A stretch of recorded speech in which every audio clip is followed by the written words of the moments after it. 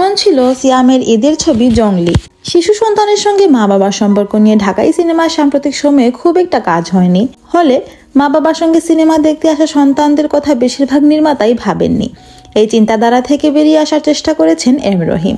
এবার ঈদুল ফিতরে মুক্তি পেয়েছে তার পরিচালিত সিনেমা জংলি। সিনেমায় দেখা যায় জনি ভার্সিটিতে পড়ে। ভার্সিটিতে মারামারি করার জন্য তার বেশ দুর্নাম আছে। বাবা একই বিশ্ববিদ্যালয়ের শিক্ষক। সেই বিবেচনায় তাকে ছাড় দেওয়া হয় বারবার। তবে জনির এই বেপরোয়া আচরণের পেছনে রয়েছে তার বাবার সঙ্গে দূরত্ব। দুর্ঘটনায় মায়ের মৃত্যুর জন্য তাকেই দায়ী করে বাবা। তারই ভার্সিটিতে পড়া নূপুরকে ভালোবাসে জনি। তাকে আঁকড়ে ধরে নতুন করে বাঁচতে চায়, কিন্তু বিধিবাম। অপ্রত্যাশিতভাবে একদিন অন্যদিকে মোড় নেয় সেই সম্পর্ক। সবকিছু ছেড়ে তাই সে বের হয়ে ওঠে সত্যিকারের অর্থেই জংলি। কোনো কিছুই যাকে আর ছুঁতে পারে না। সেই জংলির জীবনে উড়ে এসে জুড়ে বসে ছোট্ট এক মেয়ে পাখি।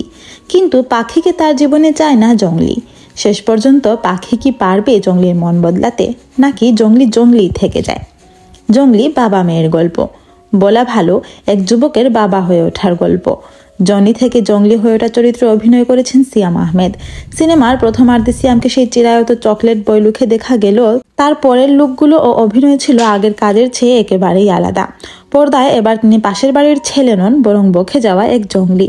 পর্দায় তিনি সত্যিই জংলি হয়ে উঠেছিলেন। এটিকে এখন পর্যন্ত তার সবচেয়ে মনে রাখার মতো কাজ বললেও ভুল হবে না। সিয়ামের সঙ্গে পাল্লা দিয়ে অভিনয় করে গেছেন ছোট্ট নৈরিতা। পাখি নামের ছোট্ট মেয়ের চরিত্রে সে ছিল সাবলীল। রাস্তায় রাস্তায় ঘুরে খাবার খুঁড়িয়ে খাওয়া, জংলির ঘরে গিয়ে বারবার প্রত্যাখ্যাত হয়ে ফিরে আসা, এমন কিছু দৃশ্য চোখে লেগে থাকে। শেষ দিকে এই পাখির জন্য চোখের পানি আটকে রাখতে পারেন না দর্শক। জনির প্রেমিকা নূপুরের চরিত্রে দিঘির উপস্থিতি একটা চনমনে ভাব দিচ্ছিল, তবে চরিত্রটি ডাক ফেলতে পারেনি। এই সিনেমায় দিঘির উপস্থিতি বা গল্পের এদিকটা না থাকলেও সিনেমার ক্ষতিবৃদ্ধি হতো না। তিথি চরিত্রে বুবলিও বেশ ভালো অভিনয় করেছেন, যদিও তার আরো ভালো করার সুযোগ ছিল।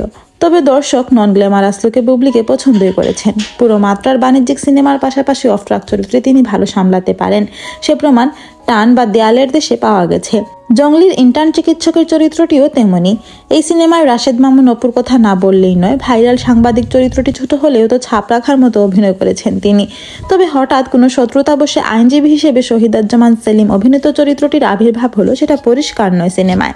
হলে সিনেমা দেখার সময় অবশ্য অনেক দর্শকই মজা ছিলেন জংলি আর পাখির রসায়নে। মেয়ের গায়ে হাত দিলে ভদ্র বাপও জংলি হয়ে যায়, আর ওর বাপ তো এমনিতেও জংলি। সিয়ামের কণ্ঠে এমন সংলাপ শুনে নড়ে চড়ে বসেছেন সবাই।